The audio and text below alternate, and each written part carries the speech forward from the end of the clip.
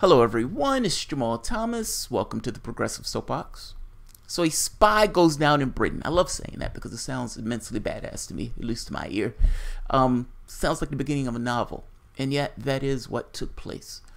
That spy goes down, Sergei Skripal. Skripal was a double agent, essentially sold out Russia for British interests. He lives in Britain, and he's poisoned. Now, Britain comes out and said it's Novichok, points the finger at Russia and say Russia did it. Russia comes back and says, how do you know we did it? One, and not just how do you know we did it, what are you using as evidence to say that we did it?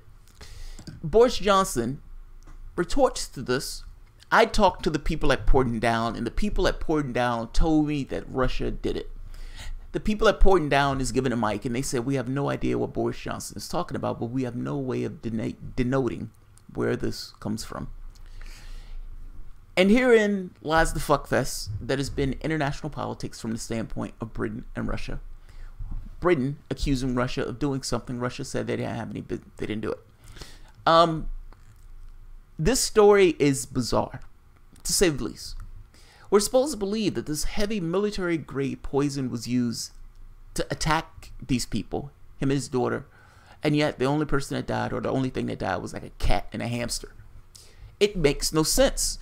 They are telling people that this military-grade poison was used on the streets in this particular area, and yet it's supposedly safe for people to walk the streets when this military-grade poison was used. None of this makes sense. And now, despite this person supposed to be dead, being hit with this is this poison that they use to take down grown, thick-necked men, and yet this aged spy is apparently walking out the hospital. Maybe a little roughed up, but walking out the hospital. And of course his daughter had healed up faster. They are asking us to accept a lot of stuff that sounds ridiculous to me. That's all I'm saying. This sounds bizarre. The Russian government says Britain did it. Britain says the Russian government did it. This is where we are. This is where we are. What I would say, Russia asking them for evidence is not insane. Any person would ask for evidence, let alone a country that's being accused of something like this. Let me do the story real quick because there's not a lot of meat to the story that we don't already know. I just want to put a pin that the spy who was hit with a military-grade nerve agent, according to Britain, is walking out of the hospital. Russian ex-spy Sergei Skripal discharged from a UK hospital. Sergei Skripal, the Russian former spy who was left in critical condition by a nerve agent attacked in Britain more than 2 months ago, has been discharged from a hospital, National Health Authorities said on Friday. Skripal, 66, former colonel in Russia's military intelligence who betrayed dozens of agents to Britain, and his daughter Yulia were found unconscious on a bench in southern English city of Salisbury on March 4th. Britain's accusation that Russia was behind a nerve agent attack led to Russian West's crisis, in which the Western governments, including the United States, have expelled more than 100 Russian diplomats. Russia was denied any involvement in the poisoning and retaliated in kind. The Skripals were in critical condition for weeks, and doctors at one point feared that, even if they survived, might have suffered brain damage. But their health began to improve rapidly, and Yulia was discharged last month. A spokeswoman for British Prime Minister Theresa May, who called the Salisbury attack a reckless and despicable act, welcomed the news of Skripal's discharge. Moscow has denied involvement in the first known offensive use of a nerve agent on European soil since World War II. Russian President Vladimir Putin said on Friday that had a weapons-grade nerve agent been used on the Skripals, he would be dead. Russia has suggested that Britain carried out the attack itself to stoke anti-Russia hysteria, and the Foreign Minister Sergei Lavrov last month said that the agent used in the attack may never have been made in Russia. Putin on Friday welcomed the Skripal's progress, and Russian ambassador to London reiterated Russia's desire to see the pair, saying that currently Britain was not fulfilling his obligation under international law. We're happy that he's all right, Alexander Yakenkov said to reporters. We're still demanding access to the people. We want just to understand how they feel, and we want them to say personally what they want. If they don't want our assistance, it's fine. We want to see them physically. Britain has said previously that Yulia, a Russian citizen, has chosen not to take up the Russia's offer for help. Here's the thing. we're always interacting with them from the standpoint of Britain, meaning we have no idea what these people want. We have no idea what's taking place from the standpoint of these people. We don't even know as a flat fact of the nerve agent that was being used, because there was doubt that the agent, this quantum called Novichok agent, was used in the first place. This case has been very bizarre and very weird.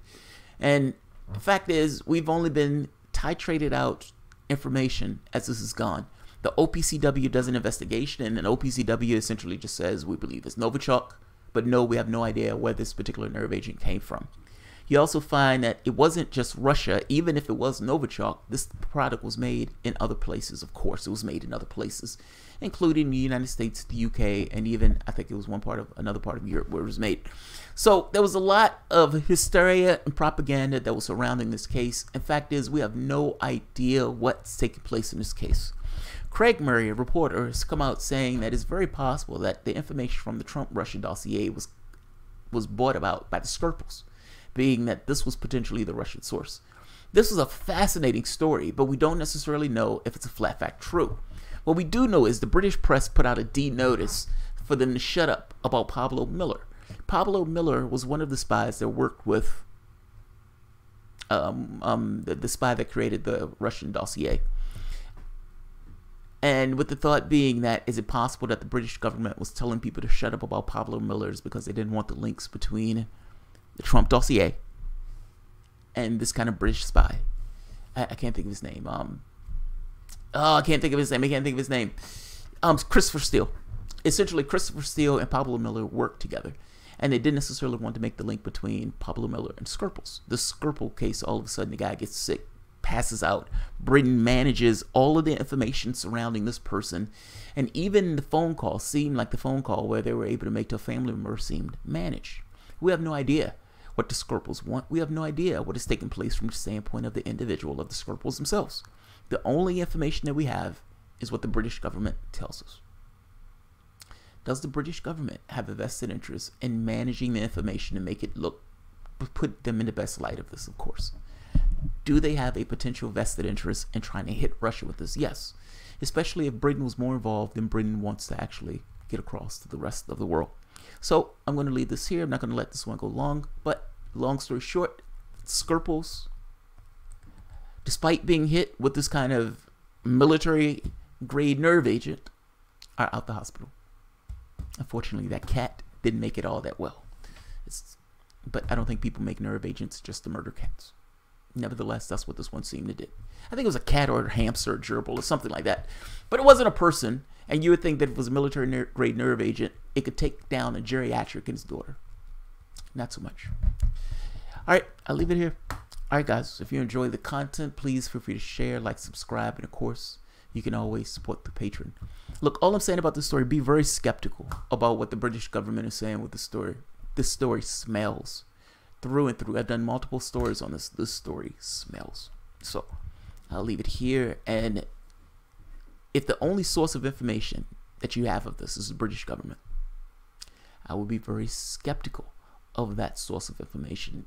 If for whatever reason, there may be something that the British government doesn't necessarily want to reveal to its audience. And the fact that they put a D notice out on this case at all should automatically draw a spotlight to the thing that they put a D notice on, meaning Pablo Miller being one of the handlers for Skripal.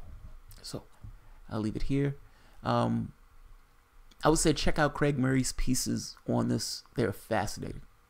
They're absolutely fascinating. All right, guys. If you enjoy the content, please feel free to share, like, subscribe, and of course, you can support the Patreon. I think I've already said that. So you guys have a good one.